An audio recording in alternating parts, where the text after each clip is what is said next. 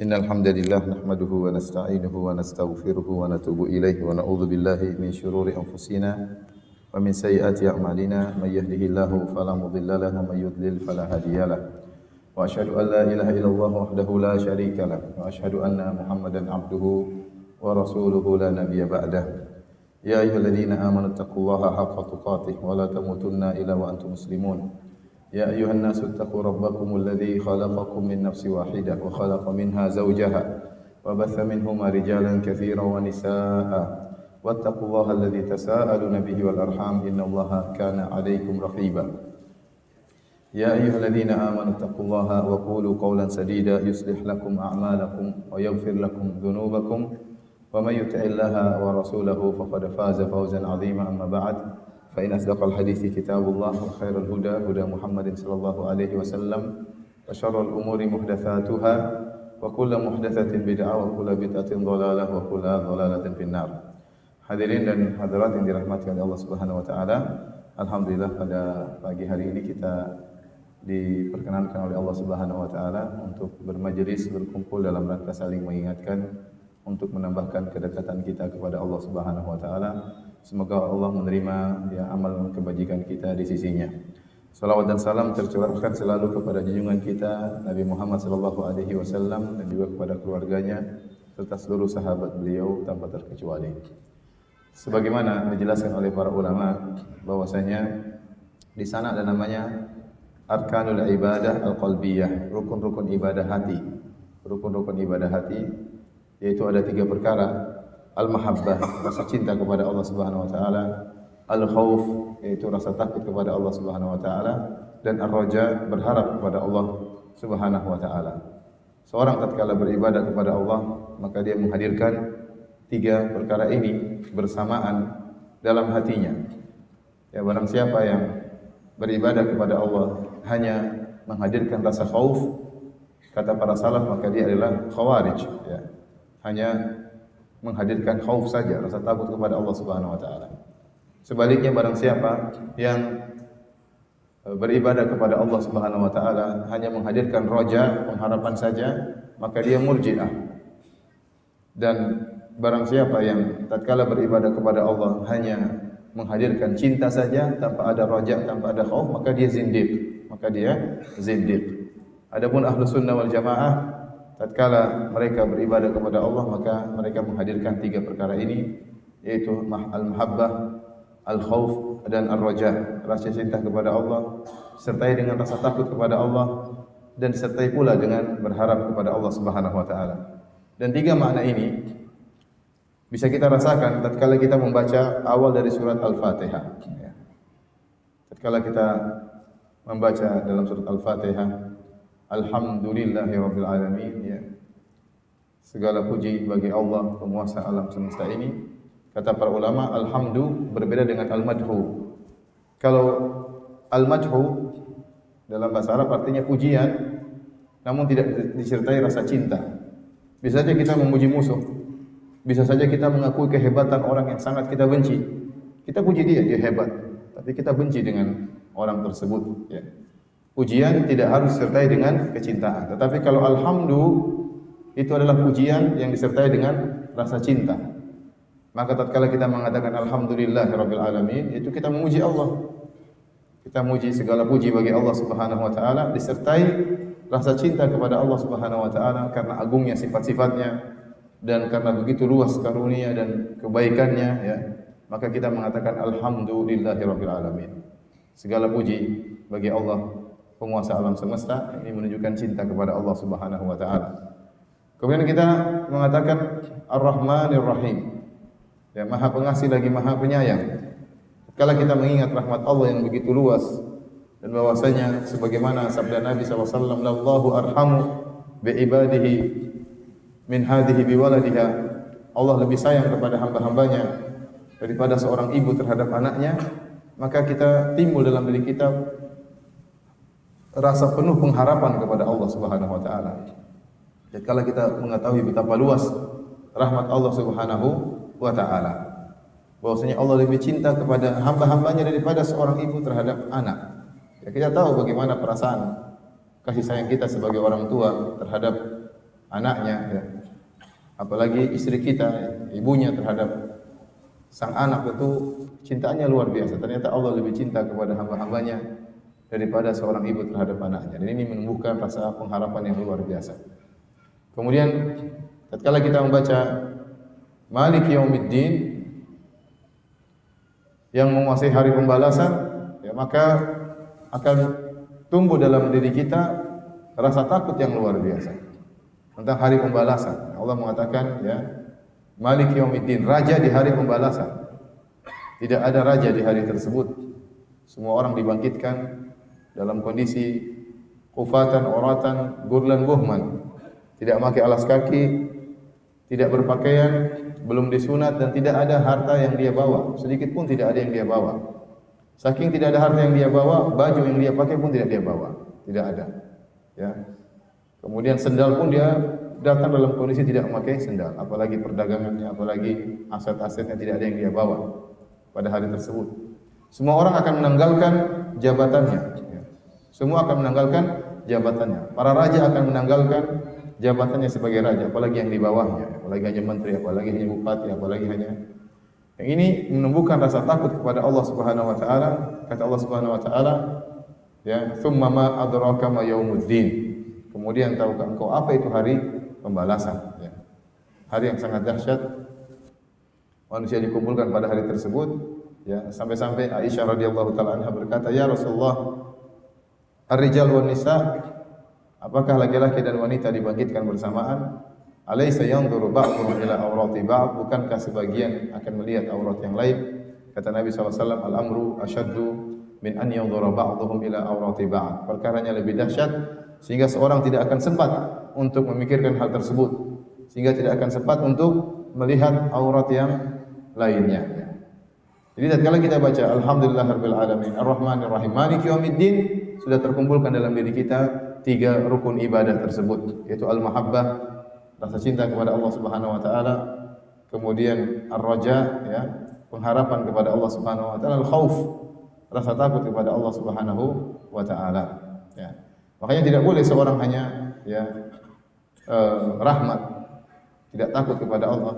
Kata Allah Subhanahu wa taala, "Wa may yaqnatu afa aminu makrallah fala ya'manu makrallahi illa al-qaumul khasirun." Apakah mereka merasa aman dari makar Allah? Dan tidak ada merasa aman dari makar Allah kecuali orang-orang yang merugi.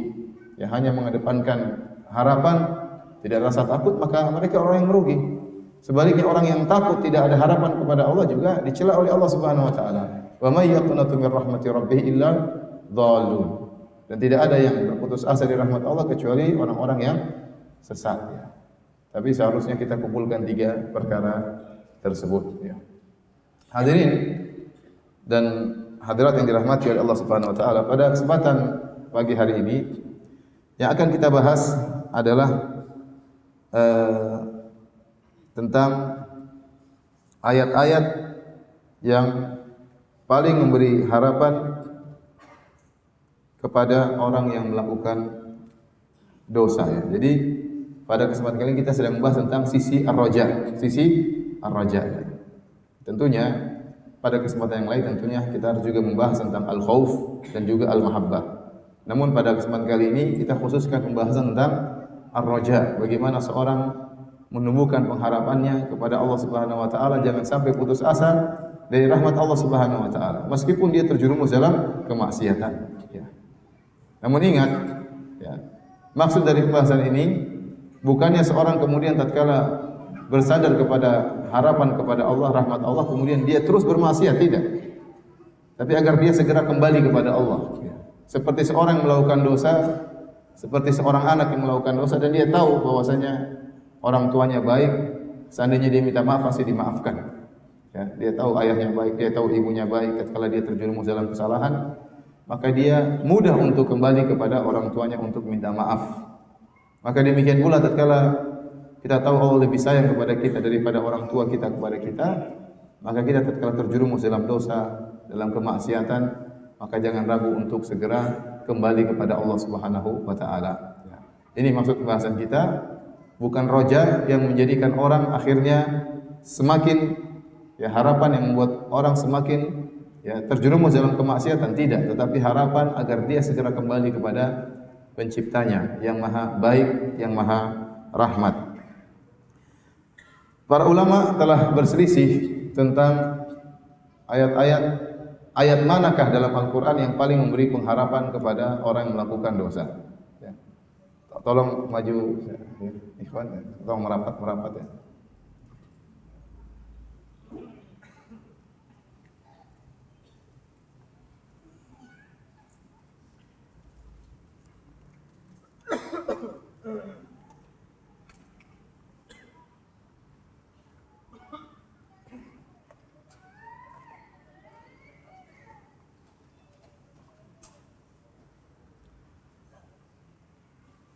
Para ulama rahimahumullah telah berselisih di antara mereka mana ayat dalam Al-Quran yang paling memberi harapan kepada kaum muslimin, kepada kita, terutama orang-orang yang melakukan dosa. Ya. Ada belasan pendapat disampaikan oleh As-Suyuti dalam Al-Itqan fi Ulumil Quran, demikian juga Az-Zarkashi ya, dalam Al-Burhan. Jadi ada belasan pendapat. Kita akan sebutkan sebagian dari pendapat-pendapat tersebut, ayat-ayat tersebut, sambil kita jelaskan secara singkat kenapa ayat-ayat tersebut dianggap sebagai ayat yang paling memberi harapan kepada kita. Kata As-Suyuti rahimahullahu taala dalam kitabnya Al-Itqan, wa qad ikhtulifa fi arja ayatin fil Qur'ani ala bid'ata asyara qaulan. Sungguh telah diperselisihkan, yaitu di kalangan para ulama, tentang mana arja ayat yang paling memberi pengharapan dalam Al-Quran. Ada belasan pendapat. Kemudian dia menyebutkan pendapat pertama, pendapat kedua, pendapat ketiga, sampai belasan pendapat. Saya akan menyebutkan beberapa dari pendapat tersebut. Yang pertama, yaitu dalam surat Az-Zumar. Ayat yang Allah Subhanahu wa taala berfirman, "Qul ya ibadiyalladzina asrafu ala anfusihim la taqnatu min rahmatillah innallaha yaghfiru dzunuba jami'an innahu huwal ghafurur rahim." Ya. Dalam surat Az-Zumar ayat berapa itu?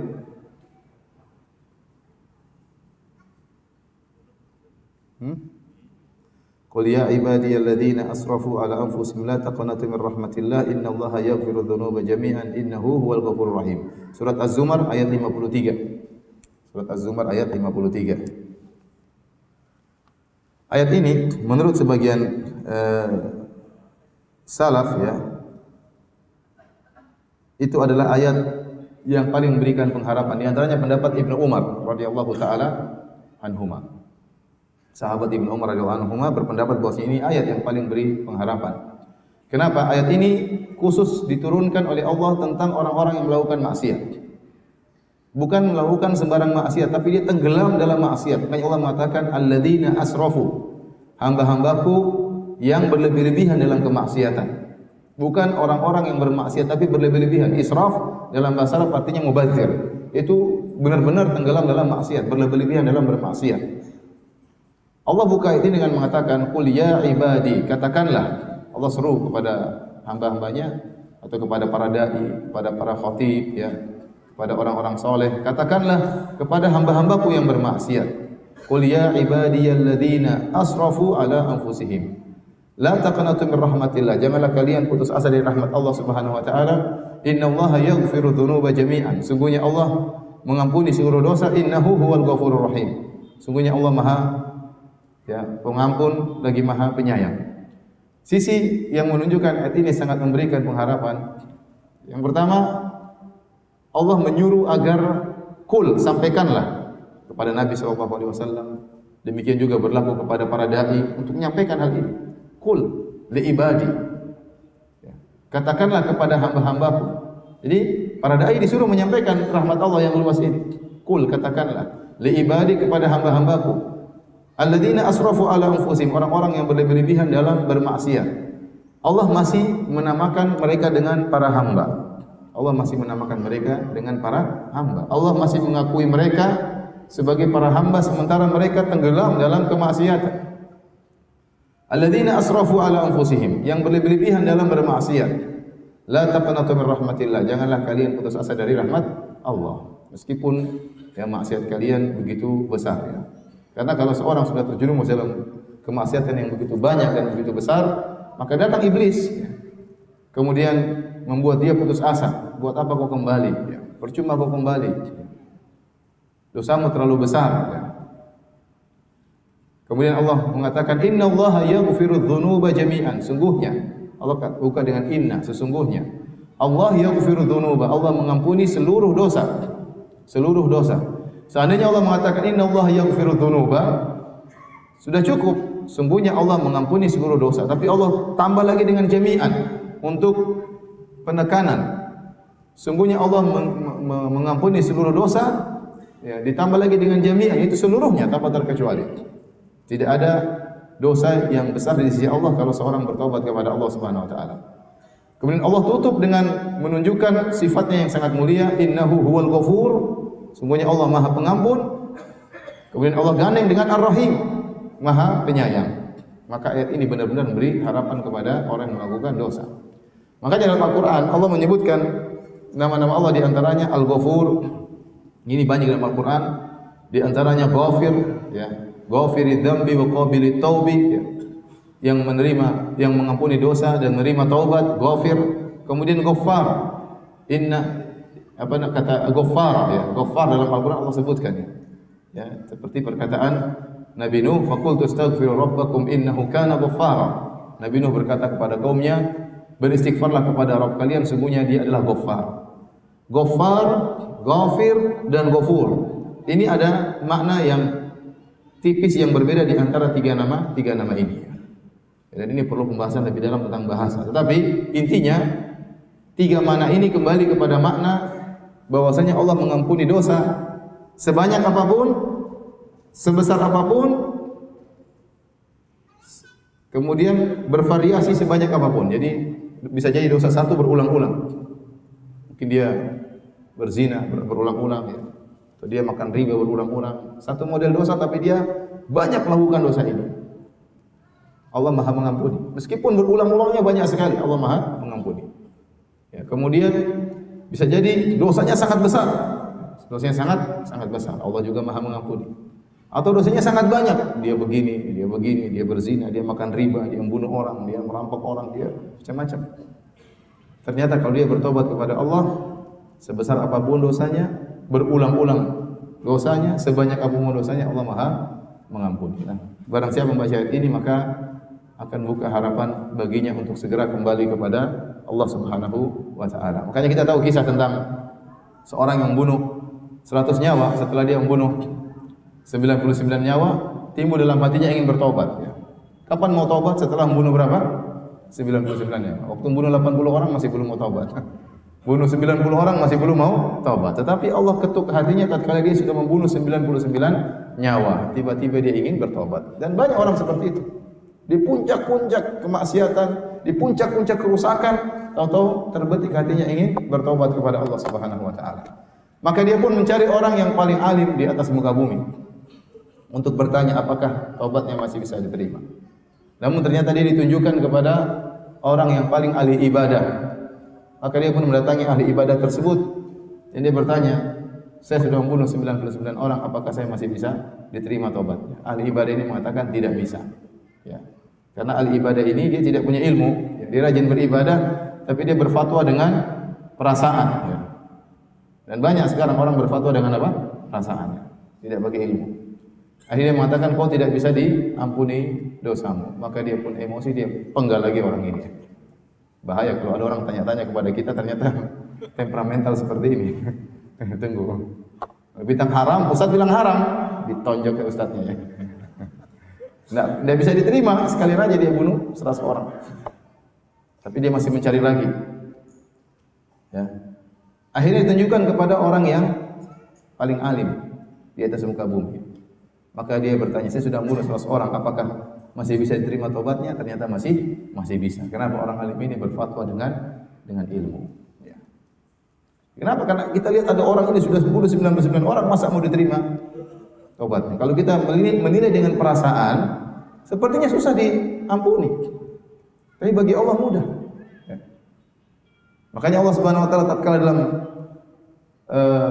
surat Al-Buruj Allah menyebutkan tentang para raja yang mendolimi kaum mukminin, kaum mukminat, yang membakar lelaki dan wanita mukminin dan mukminah dibakar hidup-hidup. Seandainya ada orang seperti itu hidup di zaman ini, kita bilang orang ini mungkin paling neraka, paling bawah. Ya. Kalau mati tidak akan diterima, kalau bertobat tidak akan diterima. Mungkin kita pakai perasaan menilai demikian, tapi ternyata meskipun dia sekejam itu, sejahat itu, Allah masih mungkin menerima taubatnya. Makanya Allah berfirman, innal ladzina fatanul mu'minina wal mu'minati tsumma lam yatubu falahum adzabu jahannam wa lahum adzabul hariq.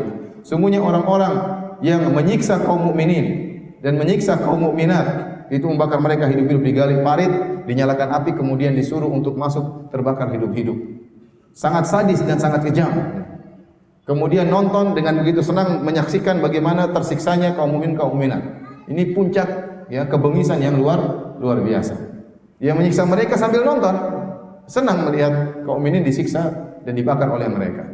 Tapi Allah masih mengatakan bagi mereka adab yang pedih dan bagi mereka adab yang membakar, tapi Allah mengatakan sebelumnya tsumma lam yatubu, namun mereka tidak bertobat. Artinya apa? Seandainya mereka bertobat, diterima oleh Allah Subhanahu wa taala. Seandainya mereka bertobat. Saya ulangi ayatnya, kata Allah, innal ladzina fatanul mu'minina wal mu'minati tsumma lam yatubu. Sungguhnya orang-orang yang menyiksa kaum mukminin, kaum mukminat kemudian tidak bertobat, falahum adzabu jahannam wa lahum adzabul hariq. Bagi mereka adab yang pedih dan bagi mereka adab yang membakar. Allah kasih syarat tsumma lam yatubu, kemudian mereka tidak bertobat. Kita bisa pahami seandainya mereka bertobat diterima oleh Allah Subhanahu wa taala. Makanya sebagian salaf waktu membaca ayat ini dia mengatakan, "Unzuru ila karamillah." Lihatlah bagaimana dermawannya Allah, bagaimana baiknya Allah. Qatalu awliya Allah, mereka telah membunuh wali-wali Allah, membakar wali-wali Allah, tapi Allah masih buka pintu tobat bagi mereka. Orang paling bejat di alam semesta ini siapa? Fir'aun. Fir'aun ngaku sebagai Tuhan, kurang ajarnya luar biasa. Kalau kita misalnya punya perusahaan, kita yang bangun semua perusahaan, tahu-tahu ada anak buah kita ngaku saya pemilik perusahaan ini, kita jengkel atau tidak? Kita jengkel, kurang ajar ini. Kita jengkel ya. Ini Allah Subhanahu wa taala menciptakan alam semesta, tahu-tahu ada yang ngaku dia Tuhan. Apa enggak kurang ajar? Sangat-sangat kurang ajar. Sombongnya luar biasa. Tetapi apakah masih mungkin diterima taubatnya? Masih mungkin. Buktinya Allah kirim Nabi Musa, bahkan ditemani dengan Nabi Harun. Kenapa? La'allahu yatadzakkaru aw yakhsha. Kata Allah, siapa tahu Fir'aun sadar, siapa tahu Fir'aun takut. Berarti Fir'aun kalau bertobat diterima enggak taubatnya? Diterima oleh Allah Subhanahu wa taala. Meskipun dia kurang ajar seperti itu. Allah kirim Nabi Musa, bukan cuma ustaz yang dikirim, Nabi dikirim. Supaya dia bisa sadar, supaya dia bisa sadar. Namun dia tidak bertobat kepada Allah Subhanahu wa taala. Jadi luasnya rahmat Allah di luar daripada nalar kita. Sangat-sangat luas rahmat Allah Subhanahu wa taala. Sangat-sangat luas rahmat Allah Subhanahu wa taala. Tentang kisah dua orang yang berteman, yang satunya rajin beribadah, satunya tukang maksiat. Satunya rajin ibadah, mungkin ke masjid terus, sholat terus, satunya maksiat terus. Maksiat ini, maksiat anu, maksiat ini. Setiap ketemu temannya tegur. Ya hadza aqsir, wahai fulan, berhentilah engkau dari maksiat. Dia cuek aja. Ketemu lagi maksiat lagi, dia tegur lagi. Ya hadza aqsir. Wahai fulan, berhentilah dari maksiatmu. Dia cuek. Ya udah. Suatu hari dia maksiat lagi, maksiatnya lebih parah. Maka temannya rajin ibadah mengatakan, "Ya hadza aqsir, wahai fulan, berhentilah engkau dari maksiat." Maka yang ditegur jengkel. Negur terus. Kata dia, "Khallini wa rabbi, da'ni wa rabbi." Tinggalkan aku dengan Tuhanku, biarkan urusan masalah maksiatku dengan Allah. Abu Ista alayya raqiban, apakah Allah kirim engkau untuk mengawasi aku? Engkau ini malaikat Raqib dan Atid, ngawasi aku terus. Sudah ada pengawasnya, ngapain nanti ngawasi anda terus ya? Jadi orang ini ngawur ya. Waktu ditegur dia emosi dan dia ngomongnya ngawur, salah. Tidak boleh, orang tetap bernahi mungkar. Jadi dia jawab dengan ketus, Dengan jengkel dia mengatakan da'ni wa rabbi. Biarkan aku, tinggalkan aku dengan Tuhan, bukan urusanmu kalau saya maksiat. Ini salah atau benar? Salah, enggak boleh. Kemudian bikin jengkel lagi, dia bilang, emang ente diutus oleh Allah untuk ngurusin saya? Nah, ini lebih jengkel lagi. Jadi orang ini ngawur, benar-benar ngawur. Tatkala kawannya tadi diejek seperti itu, ya, dikatakan emang kau diutus oleh Allah untuk ngurusin saya, maka dia pun emosi, akhirnya dia pun berucap tanpa dalil tapi dengan perasaan. Dia mengatakan, ya, la yaghfirullahu lak, Allah tidak akan ampuni kamu. Dia punya kesimpulan yang dibangun di atas kemarahan dia. Terungkaplah perkataan Allah tidak akan ampuni kamu. Benar, karena model kamu seperti ini. Ditegur enggak mau, ditegur malah ngeyel, ditegur malah balas, ditegur malah ngejek. Ya udah, la yaghfirullahu lak, Allah tidak akan ampuni kamu. Maka Allah pun mematikan mereka berdua. Allah marah. Allah berkata, man dzalladzi yata'ala alayya alla aghfira li fulan. Siapa yang berani bersumpah aku tidak akan mengampuni si fulan. Wa qad ghafartu lahu, aku telah ampuni dia. Mudah bagi Allah untuk mengampuni. Wa ahbatu amalak, dan aku menghapuskan amalanmu wahai orang ahli ibadah tadi. Kata Abu Hurairah radhiyallahu anhu, takallama bi kalimatin aw baqat dunyahu wa ukhrahu. Orang ini rajin ibadah tapi dia mengucapkan satu kalimat berbicara tentang sifat Allah, mengkritik sifat Allah yang Maha Pengampun, ya, kalimat yang tidak dia sadari, ternyata kalimat itu menghancurkan dunia dan akhiratnya. Ini karenanya para hadirat yang hadirat subhanahu wa ta'ala, rahmat Allah sangat luas, ya. Ayat ini kata Ibnu Umar radhiyallahu ta'ala anhum adalah arja ayatin fi kitabillah. Ayat yang paling memberikan harapan kepada hamba-hamba yang bermaksiat, ya. Saya ulangi sisi-sisinya. Yang pertama, Allah mengatakan qul, Allah menyuruh nabinya, menyuruh orang-orang soleh, menyuruh para dai, menyuruh para khatib untuk menyampaikan. Menyampaikan kepada siapa? Kata Allah, kepada hamba-hambaku. Ternyata para pelaku maksiat tersebut masih dinamakan dengan apa? Hamba-hambaku. Allah masih mengakui mereka sebagai hamba-hamba Allah. Kemudian siapa pelaku maksiat tersebut? Bukan pelaku maksiat sembarang. Alladzina asrafu ala anfusihim. Orang-orang yang berlebihan dalam bermaksiat, ya. Kemudian kata Allah, jangan putus asa dari rahmat Allah Subhanahu wa taala. Kemudian Allah mengatakan, inna, sungguhnya Allah itu mengampuni seluruh dosa. Allah tambah lagi dengan jami'an, seluruhnya tanpa terkecuali. Allah tutup lagi, innahu huwal ghafurur rahim. Sungguhnya Allah Maha Pengampun dan lagi Maha Penyayang.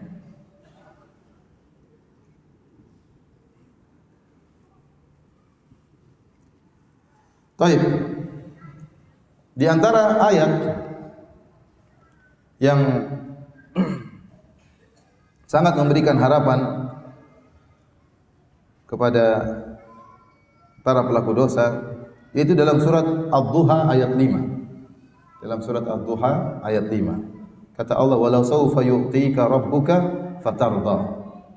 Walau sawfa yu'tika rabbuka fatarda. Ya. Yang artinya, ya,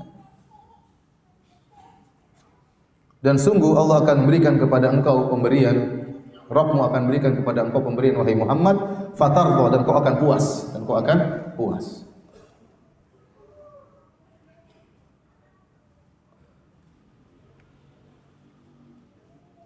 Dan ini pendapat Ali bin Abi Thalib radhiyallahu taala anhu. Diriwayatkan oleh Abi Nuaim dalam Al-Hilyah dari Ali bin Abi Thalib, dia berkata, "Innakum ya ma'syar ahli al-Iraq taqulun arja ayatin fil Qur'an qul ya ibadiyalladzina asrafu." Jadi Ali pernah berkata kepada penduduk negeri Irak, dia berkata, "Wahai kalian penduduk negeri Irak, menurut kalian ayat yang paling memberi harapan dalam Al-Qur'an adalah qul ya ibadiyalladzina asrafu." Ayat yang tadi kita bahas awal, surat Az-Zumar.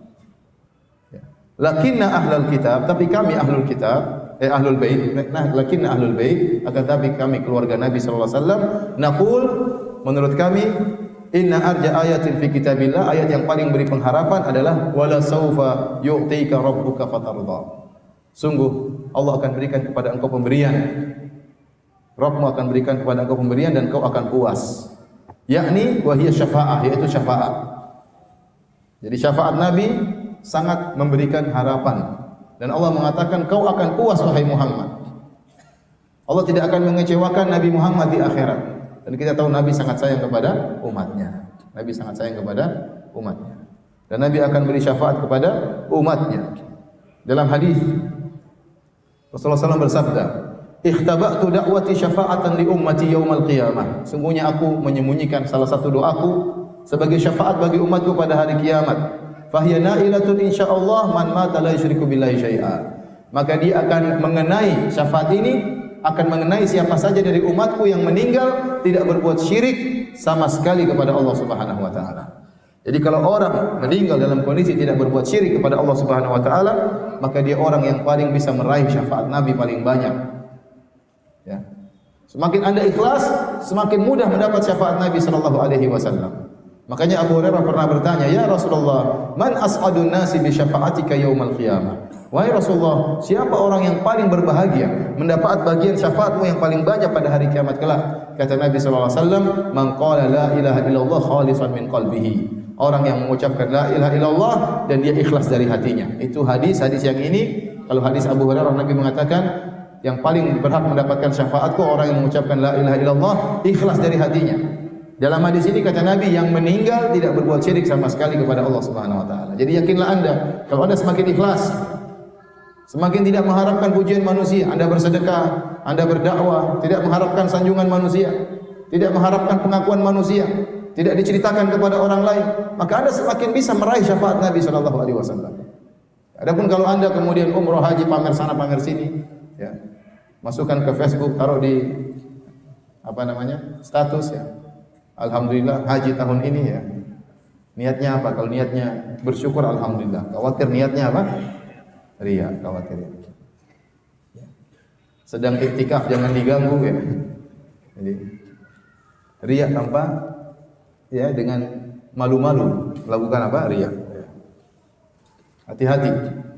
Ingin dipuji, ingin disanjung, ingin diakui oleh orang lain, ini mengurangi keikhlasan. Tapi kalau Anda semakin ikhlas, tidak mengharapkan pujian manusia, tidak mengharap pamrih manusia, tidak mengharapkan pengakuan dari orang lain, ya, tapi hanya mengharapkan dari wajah Allah Subhanahu wa taala, maka Anda semakin mudah meraih syafaat dari Nabi sallallahu alaihi wasallam.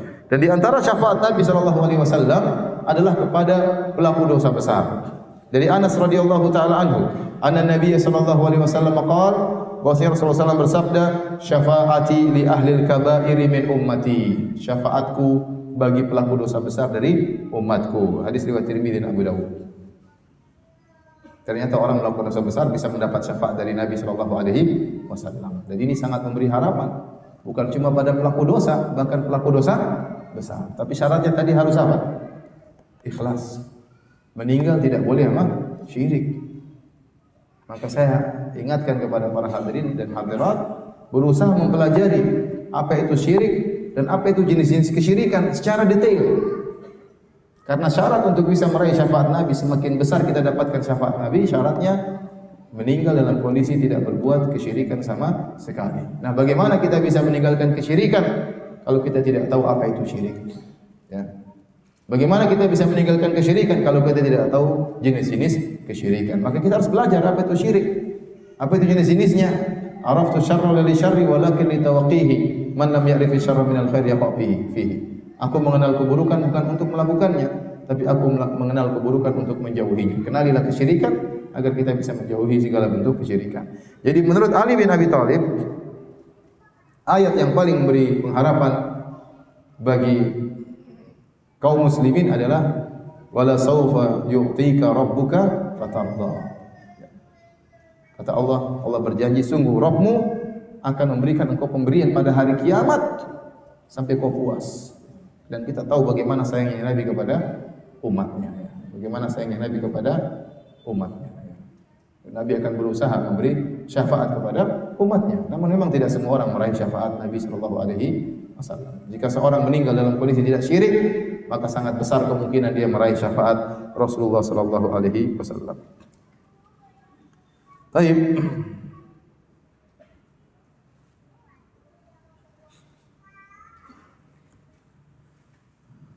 Di antara pendapat yang lain, tadi sudah berapa pendapat? 2 pendapat. Ini khilaf di kalangan para salaf. Kalau tadi pendapat Ibnu Umar, kemudian yang pendapat kedua adalah pendapat Ali bin Abi Thalib. Ayat yang berikutnya ini pendapat dari Ali bin Husain. Ali bin Husain bin Ali bin Abi Thalib, yaitu Zainal Abidin. Zainal Abidin adalah Ali bin Husain. Anaknya Husain namanya Ali bin Husain, dia dikenal dengan Zainul Abidin. Dia berpendapat bahwasanya kata dia wa arja ayati fil Qur'an li ahli tauhid. Ayat yang paling memberi pengharapan dalam Al-Qur'an bagi pemilik tauhid yaitu dalam surat An-Nisa, innallaha la yaghfiru ayyushraka bih wa yaghfiru ma duna dzalika liman yasha. Surat An-Nisa ayat berapa itu?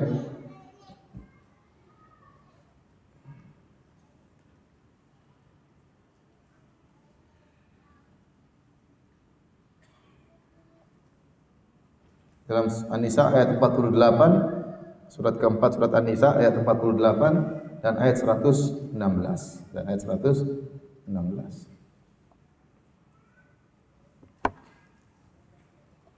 Ayat ini adalah ayat yang paling memberi pengharapan bagi pelaku maksiat menurut ya, terutama ahli tauhid menurut Zainal Abidin rahimahullahu taala, dia seorang tabi'in.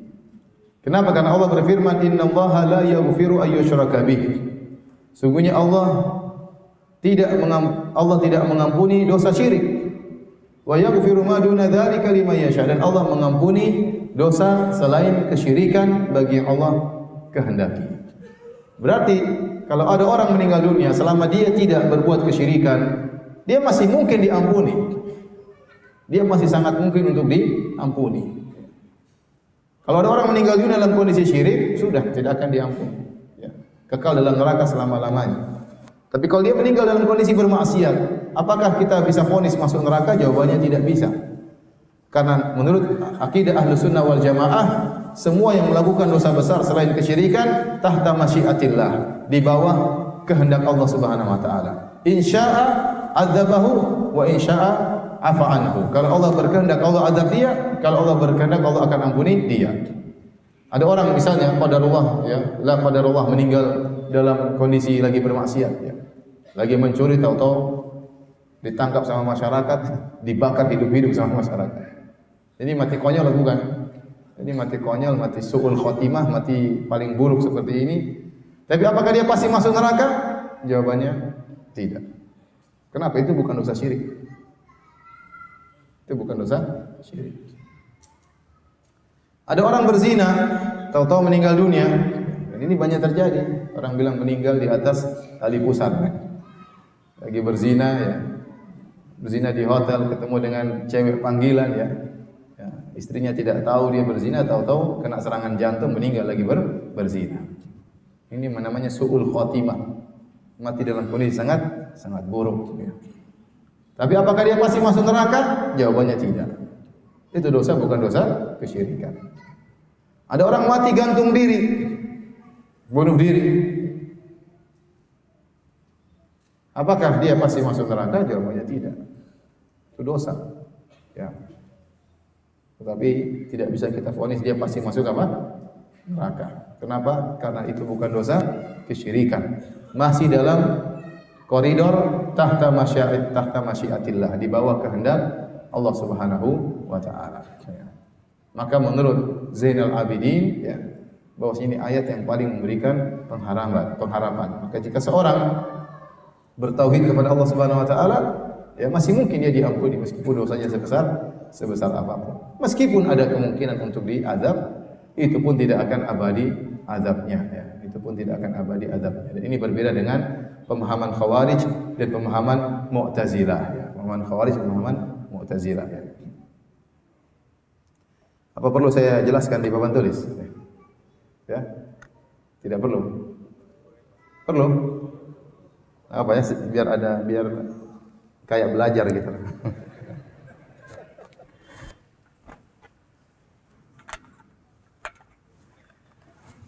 Jadi Allah Subhanahu wa taala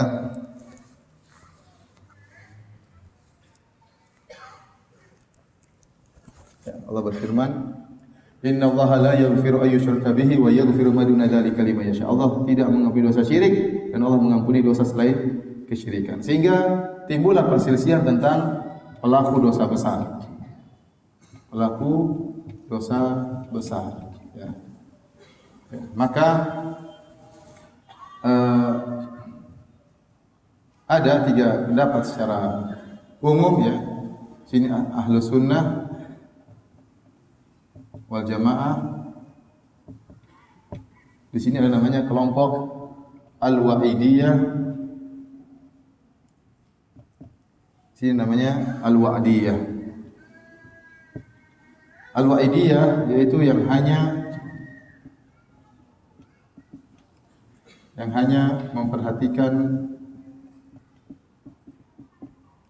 dalil-dalil ancaman.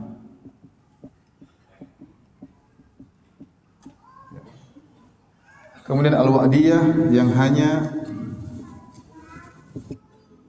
memperhatikan dalil-dalil harapan, janji Allah. Al-Wa'd artinya janji, maksudnya harapan. Ahlus Sunnah wal Jamaah memperhatikan kedua-duanya, memperhatikan ya al-wa'du dan al-wa'id. Al-wa'du artinya harapan, yaitu janji Allah. Al-wa'id artinya ancaman. Sehingga al-wa'idiyah ada dua model. Ada namanya al-khawarij, ada namanya al-mu'tazilah. Al-wa'diyah disebut yaitu al-murji'ah. Al-murji'ah yang parah mengatakan pelaku dosa besar, mereka mengatakan mukminun kamilul iman. Orang mukmin yang sempurna imannya. Ini murji'ah yang parah. Adapun al-khawarij, mereka mengatakan pelaku dosa besar hukumnya kafir. Adapun mu'tazilah, mereka mengatakan hukumnya adalah fi manzilah baina al-manzilatain, yaitu di tengah-tengah antara mukmin dan kafir. Mukmin bukan, kafir bukan. Terus di mana? Di tengah-tengah. Ahlus Sunnah mengatakan pelaku dosa besar adalah mukmin naqisul iman. Orang mukmin imannya kurang.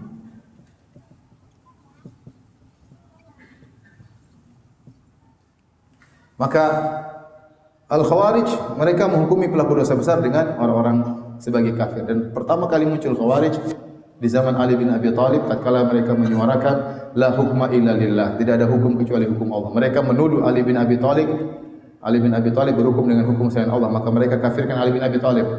Mereka menuduh Muawiyah berhukum dengan hukum selain Allah, maka mereka kafirkan Muawiyah. Dan juga mereka mengkafirkan orang yang ridha dengan kesepakatan antara al-hakamain, antara utusan Ali bin Abi Thalib yaitu Abu Musa al-Asy'ari dan utusan dari Muawiyah yaitu Amr bin al-As radhiyallahu anhu, bikin kesepakatan yang setuju semuanya kafir. Dianggap berhukum dengan selain hukum Allah. Ini kafir di dunia, ini semua hukum dunia.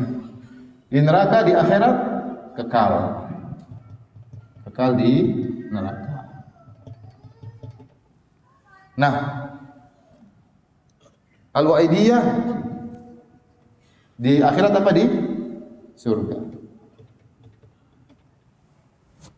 Ahlus Sunnah wal Jamaah pelaku dosa besar apa? Tahta masyiatillah.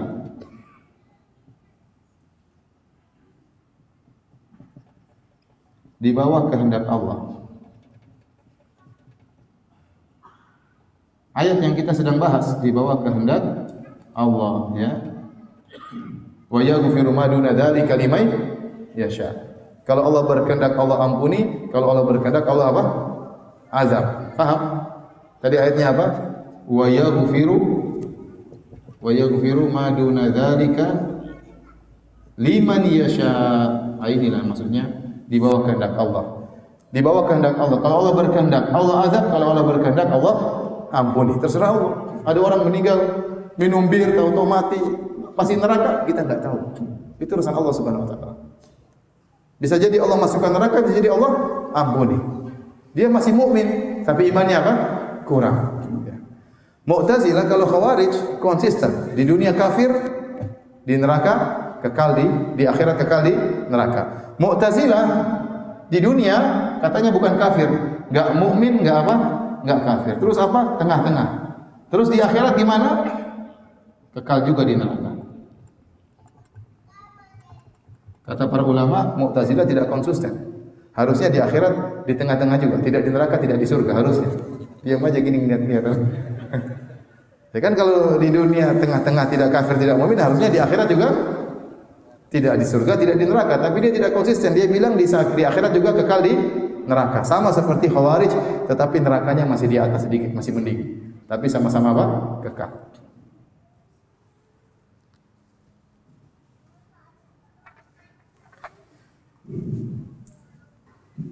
Baik, kita lanjutkan. Kita kembali membacakan buku kitab Al-Itqan ya, fi Ulumil Quran karangan As-Suyuti. Kalau beliau menyebutkan tentang ayat manakah yang paling memberi harapan bagi hamba-hamba Allah, terutama bagi pelaku maksiat. Ini pendapat yang berikutnya. Pendapat berikutnya yaitu dari Ibnu Mubarak. Pendapat Ibnu Mubarak, dia mengatakan ayat yang paling memberi pengharapan adalah dalam surat An-Nur ya. Saya carikan ayat ke berapa?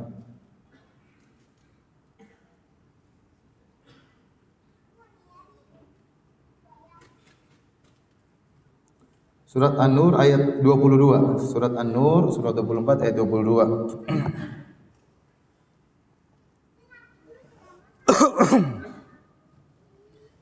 Kata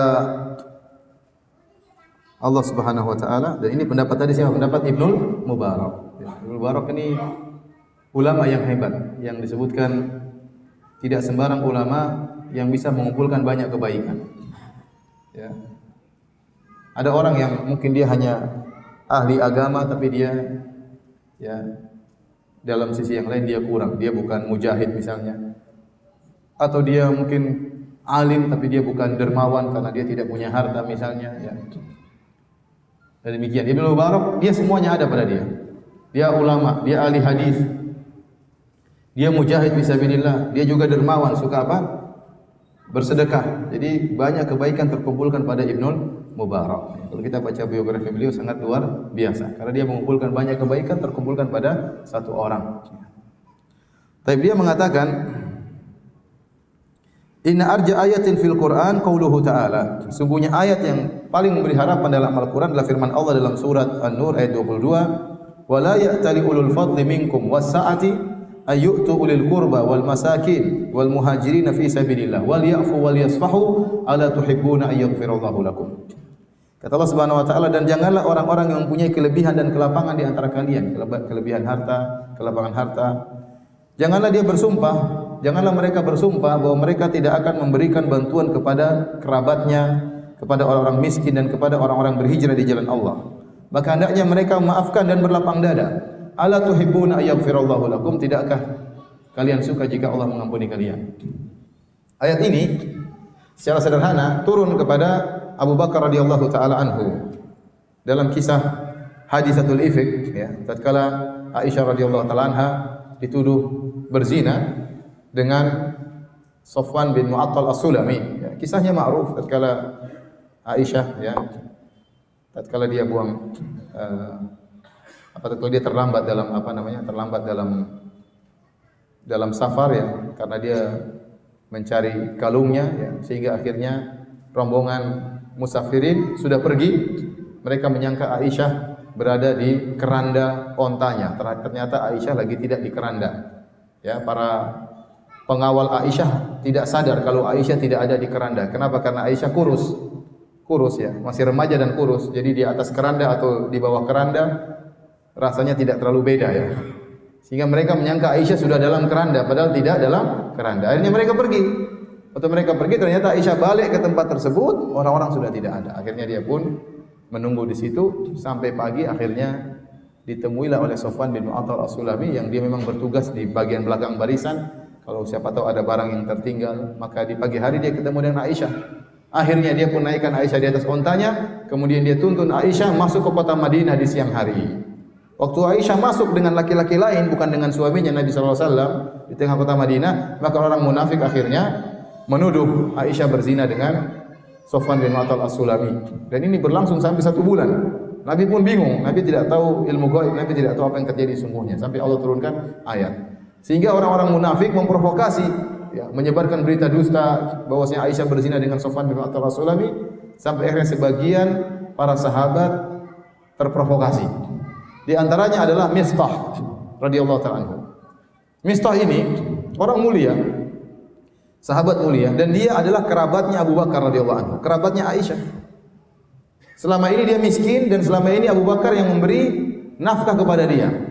Abu Bakar memberi nafkah kepada dia. Ternyata kalau bahasa kita, air susu dibalas dengan air tuba. Selama ini Abu Bakar berbuat baik kepada Mistah, memberikan bantuan. Ternyata Mistah ikut-ikut mencela Aisyah. Dan Aisyah anaknya Abu Bakar.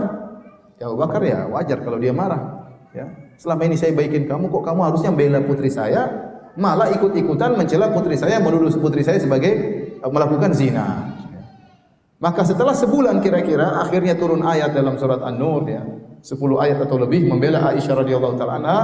Ternyata Aisyah bersih, ya, dibela langsung oleh Allah Subhanahu wa taala. Dari atas langit yang 7 Allah bela Aisyah radhiyallahu taala anha.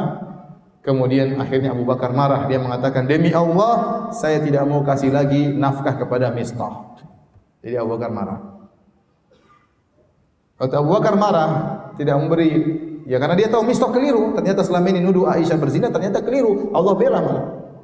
Ya, sebagai hukuman dia tidak memberi nafkah lagi kepada Mistah. Maka Allah tegur Abu Bakar dalam surat ini. Kata Allah, "Wala ya'tali ulul fadli minkum was-sa'ati an yu'tu ulil qurba wal masakin wal muhajirin fi sabilillah." Janganlah orang yang memiliki kelebihan harta, memiliki lapangan bersumpah untuk tidak memberi bantuan kepada karib kerabatnya, itu Mistah.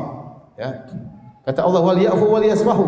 Hendaknya mereka, yaitu Abu Bakar radhiyallahu anhu, memaafkan dan berlapang dada. Yang menakjubkan di akhir ayat, Allah mengatakan, "Ala tuhibbuna ayyaghfirallahu lakum?" Tidakkah kalian suka jika Allah mengampuni kalian? Untuk perhatikan di sini ada perubahan kata ganti, perubahan dhamir.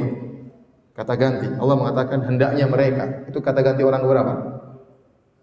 Oh ya, antum belajar bahasa Indonesia tidak? Kata ganti orang pertama, orang kedua sama orang ketiga. Mereka itu orang ketiga. Kata Allah hendaknya mereka memaafkan dan berlapang dada. Kemudian Allah ganti, Allah rubah kata gantinya, apakah kalian? Jadi kata ganti orang kedua. Apa kalian tidak suka jika kalian diampuni oleh Allah Subhanahu wa taala? Berarti ayat ini meskipun turun kepada mereka, kepada siapa? Abu Bakar dan yang semisalnya, ternyata berlaku juga bagi kalian. Ternyata berlaku juga bagi kalian, ya. Karena kalau kata gantinya masih kata ganti orang ketiga, seakan-akan hanya berlaku kepada Abu Bakar. Tapi Allah rubah kata gantinya, "Ala tuhibbuna ayyaghfirallahu lakum?" Tidakkah kalian suka jika Allah mengampuni kalian? Berarti ayat ini mencakup seluruh umat Islam. Di mana sisi ayat ini memberi pengharapan? Di sisinya, karena kalau kita memaafkan orang lain, kita diampuni oleh Allah. Itu maksudnya. Kalau kita memaafkan orang lain, kita diampuni oleh Allah. Kalau kita berlapang dada, berusaha melupakan, semoga Allah melupakan, ya, dosa-dosa kita tidak diingatkan lagi. Semoga. Karena Allah mengatakan wal ya'fu, maafkanlah, bukan cuma itu. Allah mengatakan wal yasfahu, dan berlapang dada. Ada tingkatan memaafkan, ada tingkatan lebih daripada sekedar memaafkan. Dia berusaha melapangkan, berusaha untuk melupakan. Ya. Makanya dikatakan akhlak yang mulia yang paling susah itu, ya, al-ihsan ila man asa, berbuat baik kepada orang yang berbuat buruk kepada kita. Berbuat baik kepada orang yang berbuat buruk kepada kita. Ya. Kalau memaafkan itu berat, yang lebih berat lagi melupakan, itu lebih berat lagi. Tapi semakin kita bisa memaafkan dan melupakan, semakin baik. Namun itu susah, ya. Kenapa hadirin ayat ini sangat memberikan harapan bagi kita? Karena kita tahu kita ini banyak dosa. Benar kita sering beristighfar dalam salat kita, dalam zikir pagi petang kita beristighfar 100 kali, ya. Pagi hari 100 kali, sore hari 100 kali. Di jalan kita beristighfar kepada Allah, dalam sujud kita beristighfar. Ya, kalau kita umroh kita beristighfar, haji kita beristighfar. Tapi siapa yang jamin bahwasanya seluruh dosa-dosa kita diampuni oleh Allah Subhanahu wa taala? Tidak ada yang jamin. Istighfar itu artinya apa? Istighfar, astagfirullah artinya ya Allah, atlubu minka al-maghfirah. Ya Allah, aku mohon darimu al-maghfirah. Ini sudah sering saya jelaskan dalam kajian-kajian saya. Dan al-maghfirah itu artinya ya Allah, tutuplah dosa-dosaku dan hilangkanlah dampak buruk dari dosa-dosaku. Karena dosa itu sangat mudah dibongkar oleh Allah dan pasti ada dampak buruknya. Al-maghfirah diambil dari kalimat mikfar. Mikfar adalah helm yang dipakai oleh prajurit yang memiliki dua fungsi. Fungsi pertama menutup kepala sang prajurit, yang kedua melindungi dari hantaman pedang dari musuh.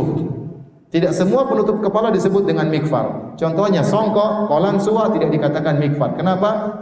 Fungsinya cuma satu, hanya menutup, namun dia tidak melindungi. Sorban juga tidak dikatakan mikfar, karena fungsinya cuma satu, hanya menutup, tidak melindungi. Adapun helm yang dipakai prajurit fungsinya dua, menutupi dan melindungi. Nah, demikianlah kita mohon kepada Allah maghfirah.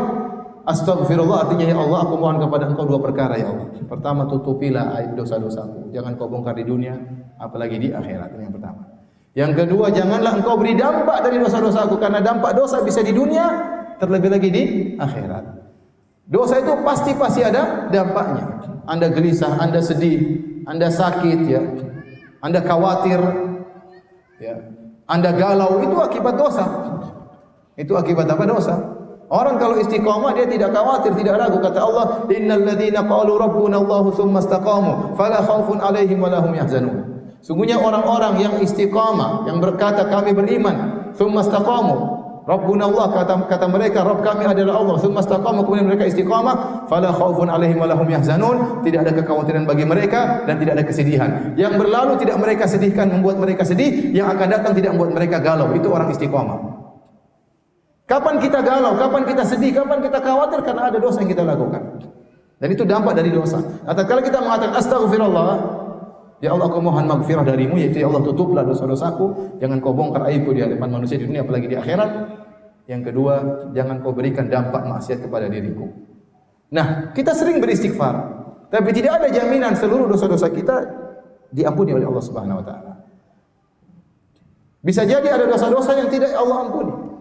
Ada cara lain agar dosa-dosa tersebut diampuni oleh Allah. Caranya Anda mengampuni orang lain.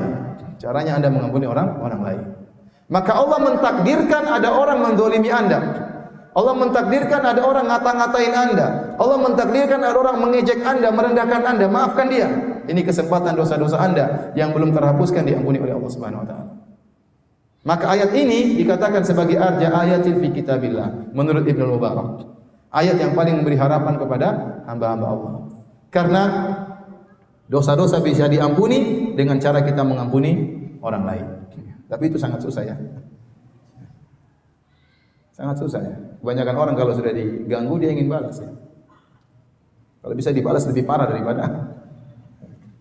Saya sebenarnya sabar tapi dia kurang ajar sekali ya. Itu namanya enggak sabar ya. Memang susah, tapi ya begitulah. Kalau Anda renungkan ayat ini, ketahuilah kalau ada orang ngata-ngatain Anda, ada orang menuduh-nuduh Anda, ada orang mengejek Anda, merendahkan Anda, itu pasti terjadi. Ya, ada orang suudzon sama Anda, dan itu pasti terjadi. Namanya dalam siapapun Anda, ya. Siapapun Anda, ya, ustadz kah, bukan ustadz kah, direktur lah, apalagi pegawai lah, semuanya pasti dizolimi. Dia pasti pernah merasakan hal ini, dizolimi oleh orang. Dizolimi oleh orang yang jauh maupun yang dekat. Terkadang dizolimi sama orang jauh, terkadang dizolimi sama tetangganya, terkadang disakiti oleh keluarganya, disakiti oleh suaminya, disakiti oleh istrinya, disakiti terkadang oleh kakak dan adiknya, orang tuanya. Ya sudah, maafkan aja. Maafkan, ini kesempatan dosa-dosa Anda diampuni oleh Allah Subhanahu wa taala. Baik, kita lanjutkan.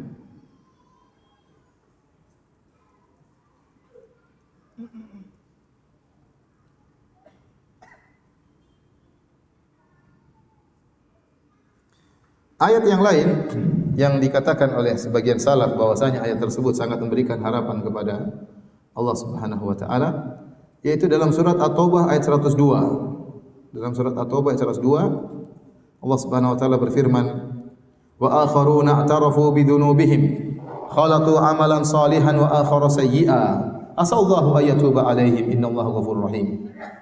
Dan ada pula orang-orang lain yang mengaku dosa-dosa mereka. I'tarafu bi dzunubihim, mengakui dosa-dosa mereka. Khalatu amalan salihan wa akhara sayyi'ah. Dan mereka mencampurkan antara amal soleh dengan keburukan. Ini kebanyakan kita seperti itu. Yang murni soleh terus ya susah ya. Kebanyakan kita mencampurkan antara amal kebaikan dengan amal keburukan.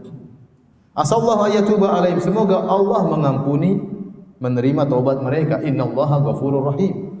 Semoga Allah menerima taubat mereka dan sesungguhnya Allah Maha Pengampun lagi Maha Penyayang. Ini ayat bercerita tentang suatu kaum yang paling banyak model manusia seperti ini, mencampurkan antara kebaikan dengan apa?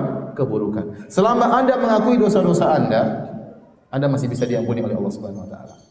Makanya ayat tersebut dibuka wa akharuna i'tarafu bidzunubihim. Dan ada sekelompok orang yang mereka i'tarafu bidzunubihim. Mereka mengaku bahwasanya mereka hamba-hamba Allah yang penuh dengan dosa. Bukan berarti mereka tidak punya kebaikan, punya kata Allah. Khalatu amalan salihan wa akhara sayyi'an. Mereka mencampurkan antara amal saleh dengan amal keburukan. Kebanyakan kita seperti itu. Kebanyakan kita seperti itu. Apalagi zaman sekarang. Siapa yang bisa di zaman sekarang ini menjaga pendengarannya, menjaga penglihatannya, menjaga lisannya, menjaga tangannya, tidak komentar, tidak nulis? Siapa? Ya. Kalau sudah lihat sesuatu pingin komentar, lihat sesuatu pingin nulis, dan tulis komentar terkadang celaan, terkadang tuduhan, terkadang analisa yang ngawur, ya, dan macam-macam. Pandangan, siapa yang bisa jaga pandangannya? Ya. Apalagi di zaman sekarang ini. Fitnah kita bawa kemana-mana, fitnah di HP kita. Siapa orang punya akun Twitter, Facebook, Instagram tidak pernah lihat maksiat? Siapa coba? Tidak ada, kecuali orang buta yang lihat maksiat.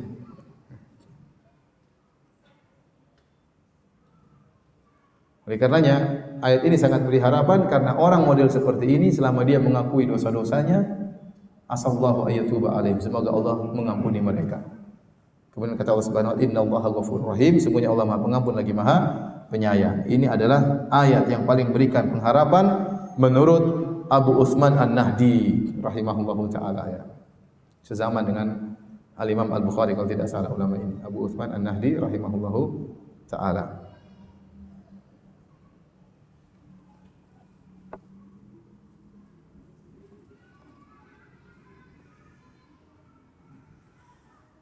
Kemudian di antara ayat yang sangat memberikan harapan kepada hamba-hamba Allah Subhanahu wa taala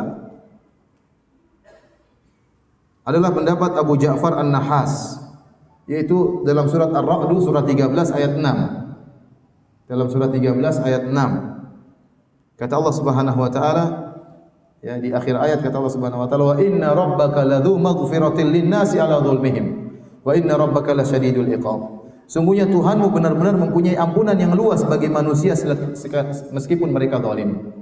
Wa inna rabbaka ladzu maghfiratin linnas. Sungguhnya Allah Maha Pengampun yang luas, ampunan yang luas kepada manusia meskipun mereka zalim. Ya, meskipun mereka zalim, ya. Allah tidak mengatakan sungguhnya Allah memiliki pengampunan yang luas kepada manusia atas kebaikan mereka, tidak. Tapi Allah mengatakan atas kezaliman mereka. Dan Allah tutup ayatnya wa inna rabbaka lasyadidul iqab. Sungguhnya Allah itu azabnya sangat pedih. Azab Allah sangat pedih, tapi ternyata meskipun manusia zalim, Allah memiliki, ya, ampunan yang sangat luas, ya. Maka seorang yang berbuat zalim jangan dia putus asa, karena ayat ini mengatakan Allah memiliki ampunan bagi orang yang berbuat zalim, zalim kepada dirinya. Maka masih sangat mungkin diampuni oleh Allah Subhanahu wa taala.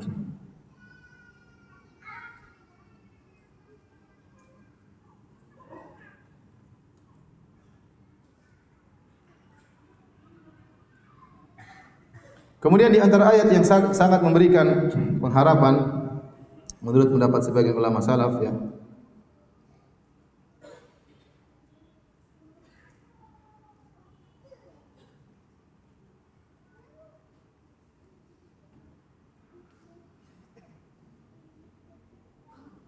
Surat Asy-Syura ayat 30. Surat Asy-Syura ayat 30. Allah Subhanahu wa taala berfirman, Wa ma asabakum min musibatin fa bima kasabat aydikum wa ya'fu an katsir.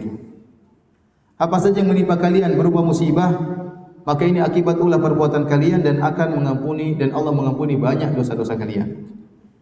Saya ulangi, tidak ada musibah yang menimpa kalian, musibah apapun kecuali akibat ulah kalian. Wa ya'fu an katsir, dan Allah banyak mengampuni dosa-dosa kalian. Ya. Ayat ini dari mana? Menunjukkan ayat yang sangat memberi harapan kepada kita dari dua sisi. Pertama, Allah mengatakan wa ya'fu an katsir. Berarti apa? Berarti banyak dosa-dosa kita yang tidak dianggap oleh Allah Subhanahu wa taala. Taruhlah kita mungkin melakukan dosa 1000, banyak mungkin 300 Allah ampuni, Allah tidak peduli. Berarti sudah harapan yang luar biasa.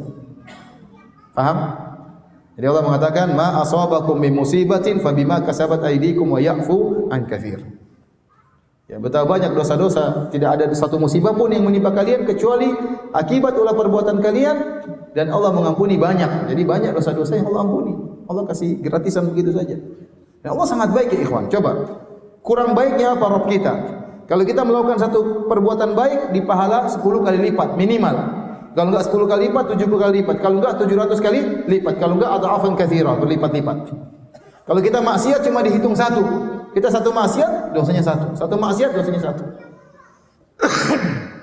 10 maksiat, dosanya 10. Kalau kebaikan, satu kebaikan bisa jadi dihitung 10 kebaikan. Bisa jadi 70 kebaikan, bisa jadi 700 kebaikan, bisa jadi lebih daripada itu. Jadi sudah sangat baik Allah. Jadi malaikat nyatatnya sebenarnya tidak seimbang. Tidak seimbang antara dosa dengan kebaikan. Sudah begitu, kalau kita melakukan kebaikan, dicatat banyak kebaikan, Allah juga banyak yang Allah cuekin, Allah tidak pedulikan. Allah ampuni. Wa ya'fu an katsir. Kemudian sisa dosa yang tidak diampuni oleh Allah ini, sebagiannya Allah segerakan hukuman di dunia, agar kita tidak rasakan di akhirat. Ini sisi kedua. Wa ma asabakum min musibatin fa bima kasabat aydikum. Tidak ada musibah yang menimpa kalian kecuali akibat perbuatan kalian. Makanya tidak ada yang menimpa seorang muslim, apakah kesedihan, gundah gulana, kekhawatiran, sakit, ya, kecelakaan, ya, apa saja yang buat dia sedih, susah, kecuali itu akan mengurangi dosa-dosanya. Ini sebenarnya, ya, ayat ini menurut sebagian ulama adalah memberi harapan kepada kita. Karena kita tahu kita tidak luput dari kesedihan. Terkadang kita gelisah, terkadang kita sakit. Sudah, itu semua mengurangi dosa-dosa kita. Kita tidak tahu, makanya Rasulullah SAW mengatakan la tasubbul humma. Janganlah kalian mencaci maki demam. Kalian tidak tahu demam itu banyak mengurangi dosa-dosa kalian. Seandainya kalian tidak kasih demam, bahaya di akhirat. Tapi jangan minta demam ya. Tapi kata Nabi, kalau kalian terkena demam, kata Nabi, la tasubbul humma, jangan kalian mencaci maki apa? Demam. Kalian tidak tahu bahwasanya di balik demam itu banyak sekali dosa-dosa kalian yang Allah gugurkan. Banyak yang dosa yang Allah gugurkan. Jadi sebenarnya musibah ayat ini, subhanallah, terkadang kita bingung mana sisi harapannya. Orang dengar ma asabakum musibatin fa bima kasabat aydikum. Tidak ada satu musibah menimpa kalian kecuali, ya, akibat ulah perbuatan kalian. Seakan-akan ayat yang memberi ketakutan, tapi ternyata menurut sebagian salaf ini ayat bukan memberi ketakutan, tapi memberikan apa? Harapan. Karena sebagian dosa-dosa kita digugurkan dengan sebagian kesulitan yang kita hadapi tatkala di dunia.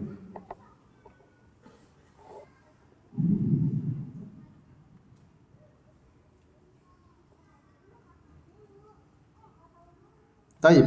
Yang paling menakjubkan lagi di antara pendapat para salaf tentang ayat yang paling memberikan harapan adalah ayatul dain.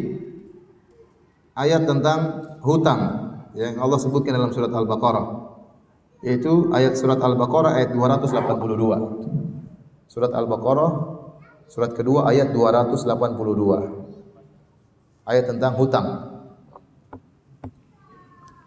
Saya bacakan ya. Ya ayyuhalladzina amanu idza tadayantum bidainin ila ajalin musamman faktubuh, ya, dan seterusnya. Wahai orang yang beriman, jika kalian berhutang dengan suatu hutang untuk jangka waktu tertentu, maka tulislah. Dan seterusnya. Ayatnya panjang. Ayat paling panjang di Al-Qur'an ayat ini ya. Ini satu halaman tok satu ayat. Namanya ayatul dain, ayat tentang hutang. Allah suruh nulis ya. Banyak orang kalau ngutang-ngutang tidak nulis ya. Akhirnya merasa tidak berhutang. Ini ayat ini satu halaman tok tentang apa? tentang hutang. Coba siapa yang cerdas di antara antum sekalian? Saya tahu antum semua cerdas, tak? Tapi saya ingin tahu yang paling cerdas. Kok bisa ayat ini dikatakan ayat yang memberi harapan kepada kita? Dari sisi mana? Ada yang tahu? Kalau ayat ampunan jelas beri ampunan. Ayat ini tentang hutang, kenapa dianggap oleh sebagian salaf bahwasanya ayat ini merupakan ayat yang paling beri harapan kepada kita? Dari sisi mana? Ada yang tahu? Saya kasih hadiah. Ya.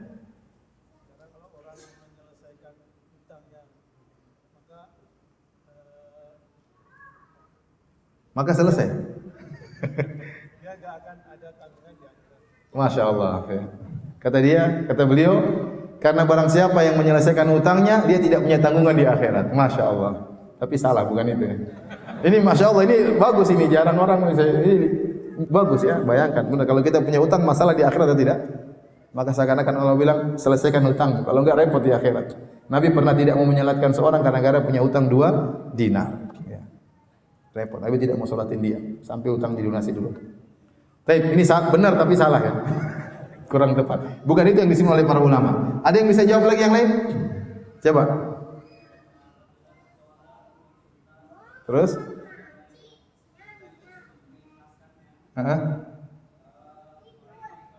Diampuni dosa-dosanya. Kata beliau ini juga canggih ya. Barang siapa yang beri hutang kepada orang lain, kemudian dia ikhlaskan, tidak usah dia tagih, dia relakan, maka akan diampuni dosa-dosanya. Mantap, tapi bukan itu jawabannya. Itu juga harapan, tapi bukan itu jawabannya. Ada lagi yang tahu? Coba. Apa?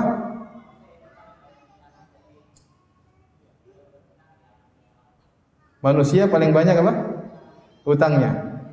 Saya kurang paham, gimana? Manusia itu pasti punya hutang. Insya Allah Allah ampuni. Siapa bilang? Kalau kita punya hutang sama orang, kita mati tidak bayar, repot urusannya. Allah tidak bilang Allah ampuni, tidak ya. Repot ya. Ya. Ya.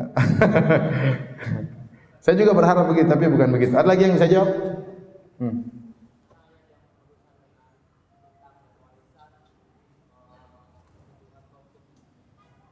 Menimbulkan apa? Jadi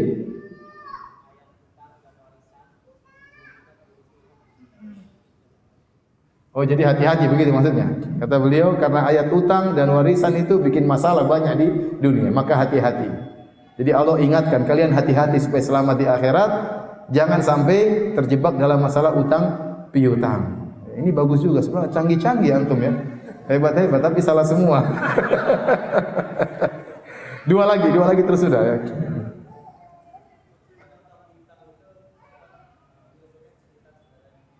Karena hutang piutang dapat apa? Masya Allah. Karena hutang piutang itu dapat membantu saudara. Dan benar hutang piutang itu memang dibangun di atas tolong menolong. Beda dengan perdagangan. Makanya kalau hutang piutang tidak boleh ambil untung.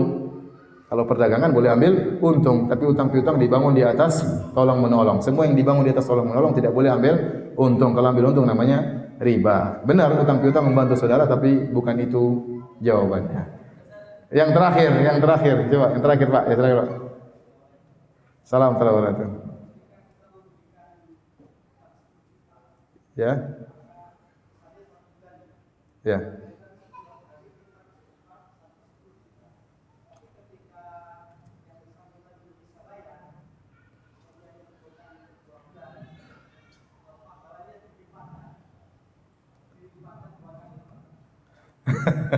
Jadi kata beliau barang siapa yang kasih hutang sama orang, dia dapat pahala banyak ya.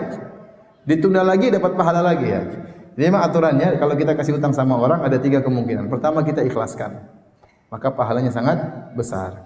Yang kedua kita turunkan. Harusnya dia hutang dia 10 juta kita suruh bayar 5 juta. Ini juga kita akan diampuni oleh Allah Subhanahu wa taala. Sama seperti jawaban pertama tadi. Kalau kita memaafkan orang dalam hutang piutang, kita juga dimaafkan oleh Allah. Kalau kita utang maafkan separuh, tetap kita juga diampuni oleh Allah Subhanahu wa taala. Atau kita tunda, nanti saja kamu bayar. Kita pun diampuni oleh Allah Subhanahu wa taala. Tapi bukan itu jawabannya ya. Saya mau jawaban sesuai dengan yang ada di buku ya.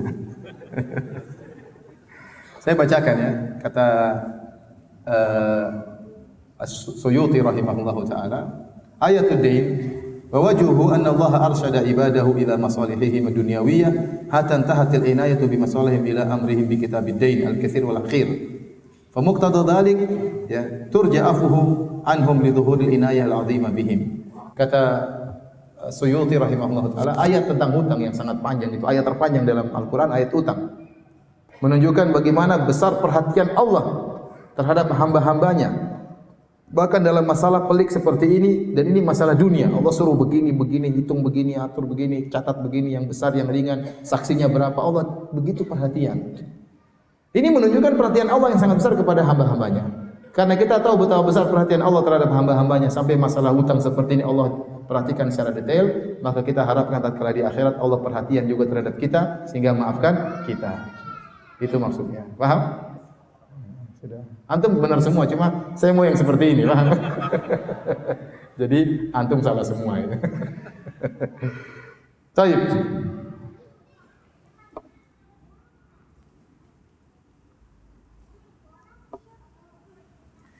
Ada lagi ayat yang lain ya. Masih ada waktu kan? Ini sampai jam berapa, Pak Haiban? Sampai jam berapa? Sampai sore? Boleh? Terus saja. Ada ayat terakhir panjang sekali bahasannya. Ayat terakhir agak panjang bahasannya, butuh 15 menit ya. Nanti kita tutup dengan ayat tersebut. Baik. Di antara ayat yang sangat memberikan harapan kepada kita yaitu in tajtanibu kaba'ira ma tunhauna anhu. Ya. Saya carikan ayatnya.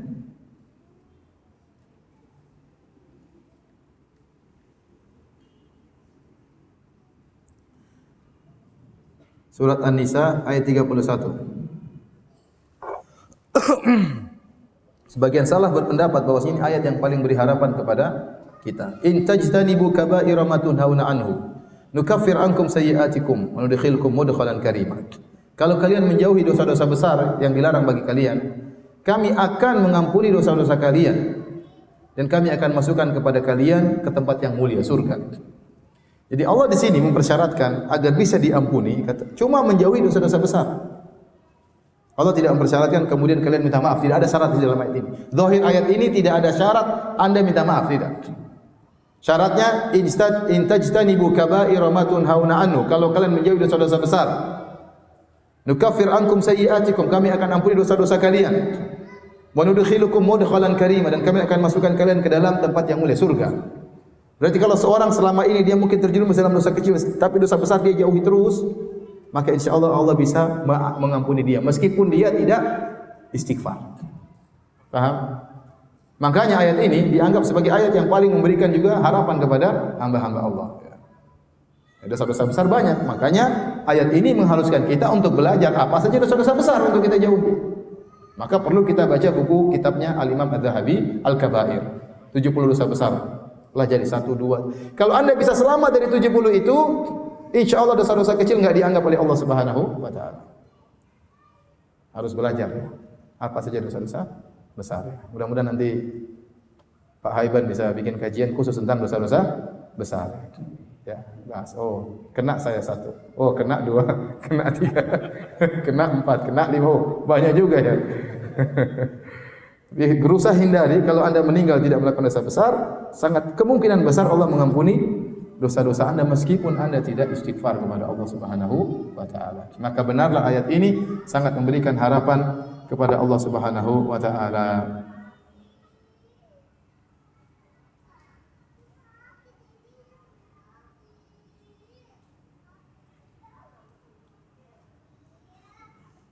Baik hadirin dan hadirat yang dirahmati Allah Subhanahu wa taala, saya sampaikan aja ayat yang terakhir ya. Ayat yang terakhir ya, dalam surat Fatir. Kalau enggak salah 32 33, coba dilihat. 32 33 ya.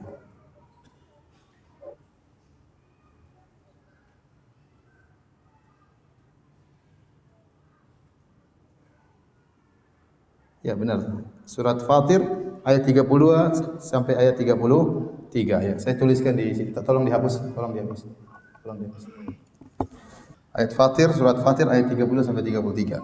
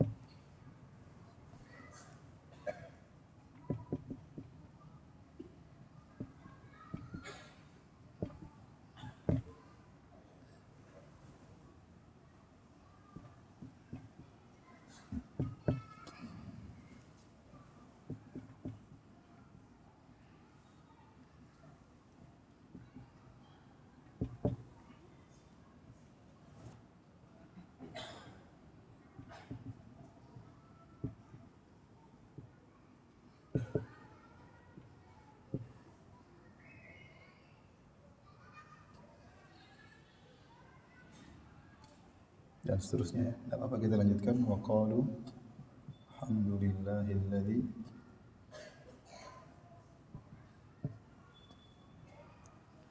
adhaba 'anna al-hazan. Rabbana la ghafurun syakur.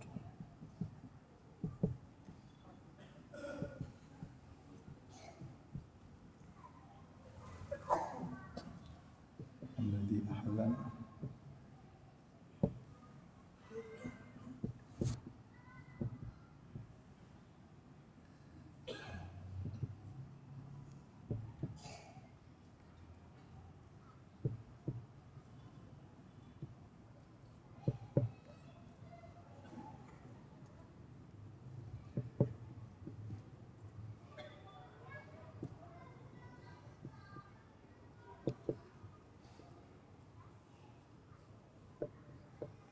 Taib ini surat Fatir ayat 32, 33, 34 dan seterusnya.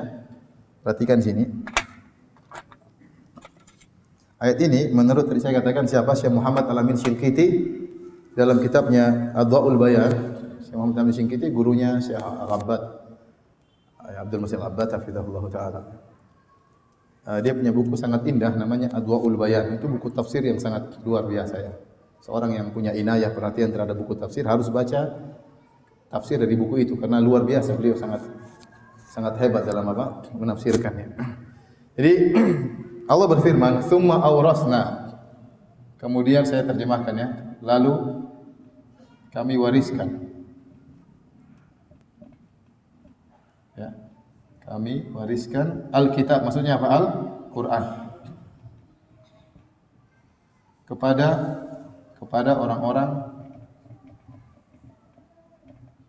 yang kami pilih.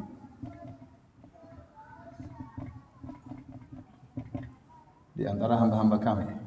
Dari hamba-hamba kami. Di antara mereka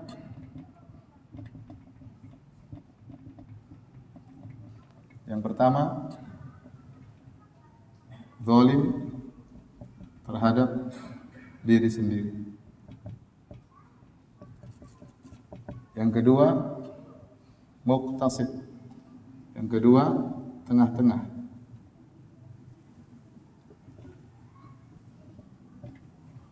Yang ketiga berlomba dalam kebaikan.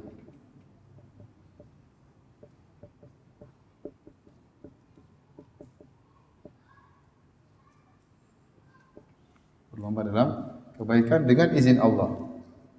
Dengan izin Allah. Dzalika huwal fadlul kabir. Ini adalah kemenangan yang karunia yang besar. Karunia yang besar. Jannatu adnin yadkhulunaha. Mereka masuk surga Aden yang kekal. Yuhallawna fiha, dihiasi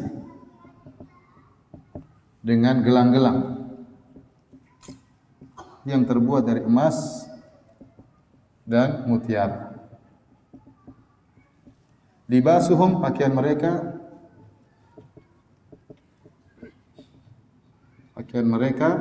yaitu sutra. Mereka berkata, segala puji bagi Allah yang telah menghilangkan dari kami kesedihan. Sungguhnya Rabb kami, ya, sangat baik. Rabb kami sangat pengampun, Maha Pengampun,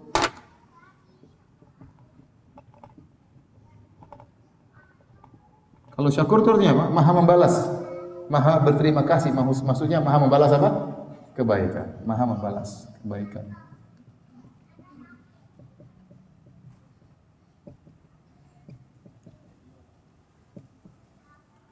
Alladzina ahallana darul maqamah, yang menempatkan kami kepada negeri yang abadi, tempat tinggal negeri yang abadi. Itu surga. Min fadlihi, karena karunia-Nya,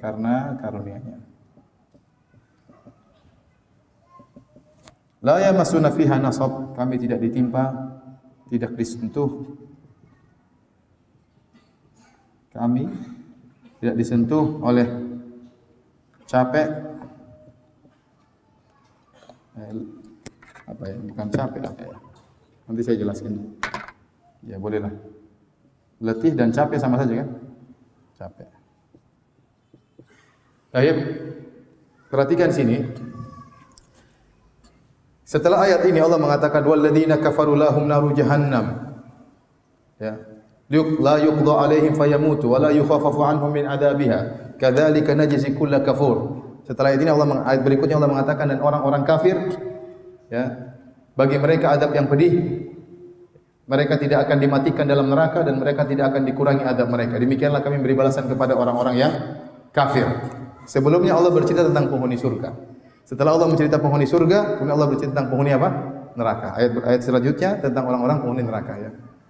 Nah, ternyata waktu Allah bercerita tentang penghuni surga, Allah menyebutkan penghuni surga ada 3. Zalim terhadap diri sendirinya, orang yang tengah-tengah, dan yang berlomba dalam kebaikan. Saya bacakan. Kemudian kami wariskan Alkitab kepada orang-orang yang kami pilih. Alkitab kami wariskan maksudnya apa? Kami tahan Al-Quran. Kami tidak berikan kepada orang Yahudi, kami tidak berikan kepada orang Nasrani. Allah tunda sampai untuk orang-orang apa? Islam. Kami wariskan Al-Quran kepada hamba-hamba yang kami pilih.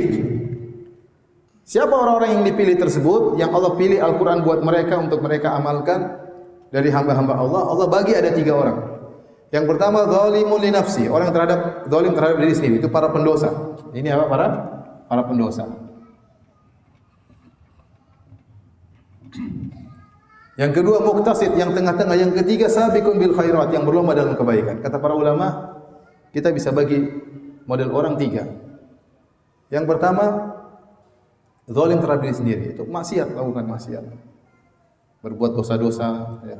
Dia punya kebaikan tapi dia melakukan maksiat. Ada kewajiban yang dia tinggalkan, ada hal-hal yang haram dia kerjakan. Itulah zalim li nafsihi. Yang kedua muqtasid, yang tengah-tengah. Dia itu yang wajib-wajib dia kerjakan, yang haram-haram dia tinggalkan, tapi yang sunnah tidak dia kerjakan, yang makruh dia jalani. Paham? Yang tengah-tengah itu hanya ngerjain yang wajib-wajib. Salat ya 5 waktu aja. Rawatib tidak, salat tahajud tidak, duha tidak, ya, enggaklah pokoknya salat 5 waktu. Yang wajib-wajib dia kerjakan, yang sunnah-sunnah tidak dia kerjakan.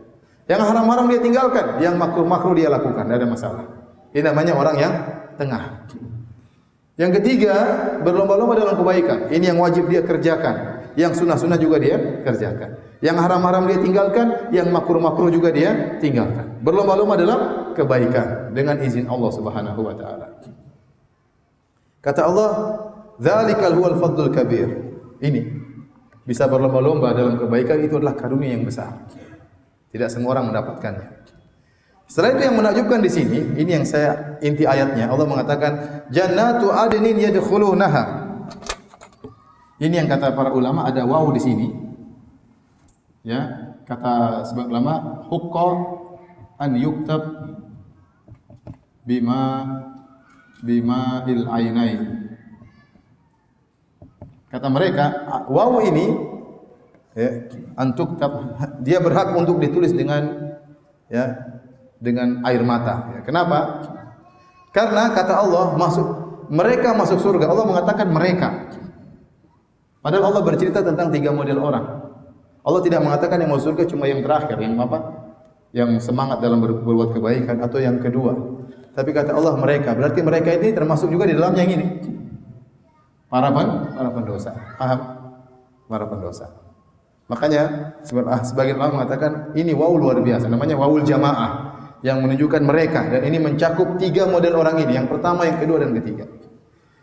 Ternyata mereka juga dijanji surga oleh Allah Subhanahu wa taala. Saya tanya sama antum, kira-kira kita termasuk yang mana? Yang pertama, yang kedua, atau yang ketiga? Kira-kira yang mana? Yang ketiga. Sunnah semua dikerjakan ya.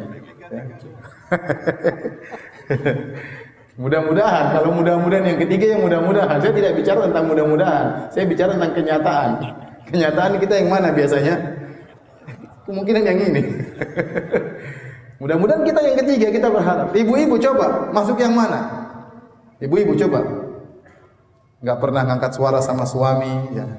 Enggak pernah bentak-bentak suami, disuruh suami selalu nurut, lah itu berarti yang ketiga ya. Tapi kalau ngomel sama suami, ya. Kemungkinan yang mana? Yang ini kemungkinan besar. Jadi, kenapa ayat ini sangat memberikan harapan dari banyak sisi? Yang pertama, ya, Allah mendahulukan penyebutan penghuni surga yang Allah pilih pertama ini. Nomor 1, Allah tidak mengatakan nomor 1 yang berbuat baik, berlomba dalam kebaikan. Tapi Allah sebutkan yang pertama ini. Kenapa? Bukan dia yang terbaik, dia yang paling buruk. Tapi kata para ulama, karena kebanyakan manusia modelnya yang ini. Karena kebanyakan manusia modelnya yang ini, maka dia disebutkan dulu.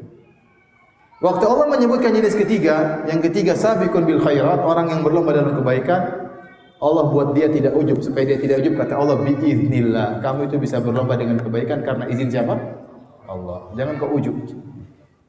Kau bisa demikian karena ini izin Allah, dan memang itu karunia yang besar. Kau bisa berlomba-lomba dalam kebaikan. Jadi ayat ini sangat memberikan harapan. Kemudian setelah itu Allah mengatakan jannatu adnin yadkhulunaha. Mereka masuk dalam surga seluruhnya, baik yang pertama, yang kedua maupun yang ketiga. Maka ayat ini sangat memberi harapan. Zalimu li nafsi, tinggal para ulama khilaf, apa maksudnya zalimu li nafsi? Berbuat zalim kepada dirinya sendiri. Ada yang mengatakan bukan pelaku dosa besar. Orang berbuat maksiat yang penting dia tidak melakukan dosa besar. Ya. Ada yang mengatakan termasuk pelaku dosa besar. Hindari jangan sampai mendolimi orang lain. Hati-hati. Ini mendolimi diri sendiri. Ente mungkin maksiat, tapi jangan dolimi orang lain. Supaya Anda masuk dalam golongan ini. Ya. Maka ayat ini sangat memberikan harapan. Kita lanjutkan. Setelah itu Allah mengatakan, yuhallawna fiha min asawira min dhahab. Mereka masuk dalam surga dihiasi dengan gelang-gelang yang terbuat dari emas. Dihiasi, ini kalau antum belajar bahasa Arab, i'rabnya adalah hal. Hal itu artinya dalam kondisi. Dalam kondisi. Artinya mereka begitu masuk surga langsung dalam kondisi memakai gelang-gelang terbuat dari emas dan dari mutiara. Kata para ulama seperti Syaukani dalam Fathul Qadir, ini dalil bahwasanya orang kalau masuk surga langsung dapat kenikmatan, tidak ada tertunda kenikmatan sama sekali. Begitu masuk surga langsung dia terhiaskan dengan tubuhnya dengan apa? Gelang-gelang dari emas. Kalau laki-laki di dunia tidak pakai gelang, tidak boleh pakai baju sutra, tidak boleh pakai mutiara dalam tubuhnya, tapi di akhirat dihiasi tubuh mereka dengan apa? Gelang-gelang terbuat dari emas, ya.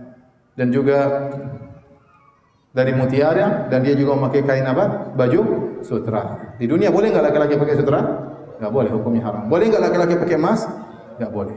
Tapi tatkala Allah mengatakan yuhallawna fiha, mereka begitu masuk surga dalam kondisi sudah demikian, ini menunjukkan kenikmatan mereka begitu masuk surga tanpa tertunda sama sekali, langsung dapat kenikmatan. Ya. Kalau di dunia kita melakukan kenikmatan, kita tunggu kebahagiaan, kita tunggu di surga, tidak begitu masuk langsung bahagianya. Makanya Imam Ahmad pernah ditanya, kapan kita istirahat? Kata Imam Ahmad, tidak ada istirahat. Kalau kaki sudah masuk di surga, baru itu istirahat. Selama kaki belum menginjakkan tanah surga, tidak ada istirahat. Kita selalu berpindah dari satu keletihan ke keletihan yang lain. Di dunia dengan keletihan, lahir dengan kesusahpayahan, ya. Kemudian cari kerja dengan susah payahan, menjalani kehidupan keluarga dengan susah payah, dalam alam kubur dengan susah payah, dibangkitkan dengan susah payah, dihisab dengan susah payah, ditimbang amalan susah payah, lewat sirat dengan susah payah. Begitu kaki masuk surga baru yang ada kebahagiaan. Kata Allah Subhanahu wa taala, "Wa qalu alhamdulillahilladzi adhaba 'annal hazan." Maka mereka mau surga, mereka langsung puji Allah. Kata mereka, segala puji bagi Allah yang telah menghilangkan bagi kami kesedihan. Tidak ada kesedihan sama sekali. Ya. Dulu di dunia sedih ini, sedih anu, sedih macam-macam. Ya. Tidak ada. Di dunia ini banyak sebab kesedihan. Ada orang tidak sakit, tidak apa, lihat orang lebih ganteng dia sedih. Kenapa saya tidak ganteng seperti dia? Kasihan dia sedih. Padahal dia sehat-sehat aja. Sehat, nikmat, sudah makan. Tapi lihat orang lebih ganteng sedih. Lihat orang punya mobil mewah sedih. Lihat orang istrinya lebih cantik sedih. Ya. Banyak sebab-sebab kesedihan. Sana semua kesedihan hilang. Inna Rabbana laghafurun syakur. Sungguh Rabb kami sangat Maha Pengampun. Mereka akui bahwasanya mereka bisa masuk surga itu karena ampunan apa? Allah. Tidak ada yang luput dari dosa. Maka mereka akui waktu mereka masuk ini karena ampunan Allah. Kalau Allah tidak mengampuni saya tidak akan bisa masuk dalam surga. Kalau Allah bermuamalah saya seperti pedagang persis sama, saya tidak akan lolos. Tapi saya diampuni oleh Allah Subhanahu wa taala. Syakur, Allah sangat memberi balasan yang terbaik. Ya. Allah memberi balasan yang terbaik. Kemudian kata mereka, alladzi ahallana darul muqamah, yang telah menempatkan kami di tempat yang sesungguhnya, tempat untuk tinggal. Darul muqamah itu tempat untuk tinggal. Ini isyarat bahwasanya dunia ini bukan tempat untuk tinggal yang sesungguhnya. Kita akan meninggalkan dunia ini. Ya. Kita akan meninggalkan rumah mewah yang kita bangun, ya, meninggalkan aset-aset yang kita kumpulkan, semua kita tinggalkan. Kita menuju tempat kita yang sungguhnya, darul muqamah, tempat untuk tinggal. Min fadlihi, karena karunia Allah Subhanahu wa taala. Kemudian kata mereka, la yamassuna fiha nasabun wa la yamassuna fiha lugub. Dan kami tidak ditimpa dengan nasab dan lugub. Apa bedanya nasab dengan lugub? Ada yang tahu? Nasab adalah kesusahan tatkala sedang berbuat, adapun lugub adalah keletihan setelah bekerja. Dua-duanya tidak dialami oleh penghuni surga. Sebagian orang tatkala beraktivitas semangat, tapi setelah saya beraktivitas capek badannya ini, itu namanya lugub. Lugub itu keletihan setelah beraktivitas. Nasab kesusahan tatkala beraktivitas. Dua-duanya tidak dalam surga, tidak ada capek. Jadi kalau masuk di surga bermain dengan bidadari tidak ada capeknya. Tidak ada capeknya. Ya, makanya karena tidak ada capek, tidak ada letih, di surga tidak ada tidur. Karena orang tidur itu kalau apa? Capek dan letih. Waktu Nabi SAW ditanya, apakah penghuni surga tidur? Kata Nabi, an-naumu akhul maut. Tidur itu saudaranya kematian. Tidak ada penghuni surga yang tidur. Karena kalau dia tidur, berarti dia off dari kenikmatan. Dan Allah tidak mau penghuni surga ada yang longak-longok gitu, nggak ada kegiatan. Dia selalu dalam kenikmatan, tidak ada stop off, tidak ada sama sekali. Begitu lagi main saya berdiri ngantuk, mas bangun mas, ngantuk, nggak ada. Semangat terus di surga nggak ada. Tatkala beraktivitas semangat, setelah beraktivitas juga tidak ada rasa letihnya. Itulah penghuni surga. Semoga Allah masukkan kita semua dalam surganya, ya, dengan karunia dan ampunannya. Baik, demikian saja para hadirin dan hadirat yang dirahmati Allah Subhanahu wa taala. Kajian kita tentang ayat-ayat yang sangat memberikan harapan pada para pelaku dosa. Kita buka kafaratul majlis. Subhanallahi wa bihamdihi, asyhadu an la ilaha illa anta, astaghfiruka wa atubu ilaik. Assalamualaikum warahmatullahi wabarakatuh.